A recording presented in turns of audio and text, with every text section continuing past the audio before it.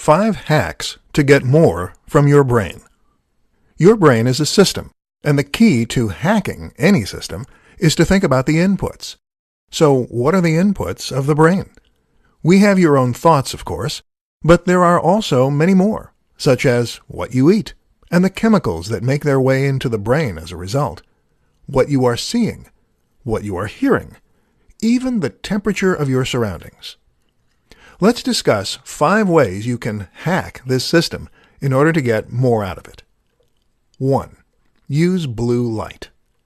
The brain sets our sleep-wake cycle, or circadian rhythm, based on numerous different inputs.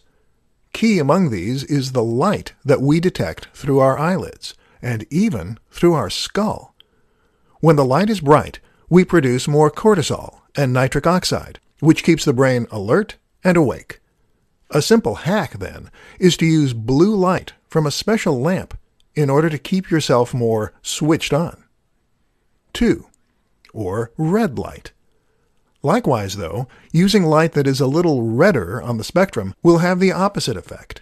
This suggests to the brain that everything is setting in and that it's time to wind down. Thus, it begins to produce melatonin.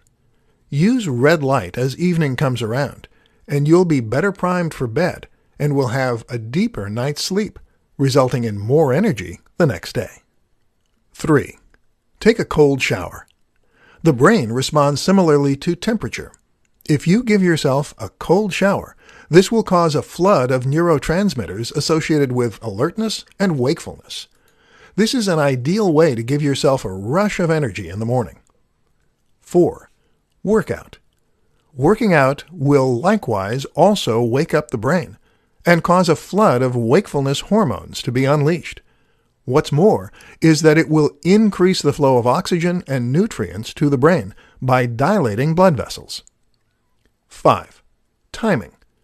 The brain will naturally peak and trough in energy throughout the day as you veer between anabolic and catabolic states.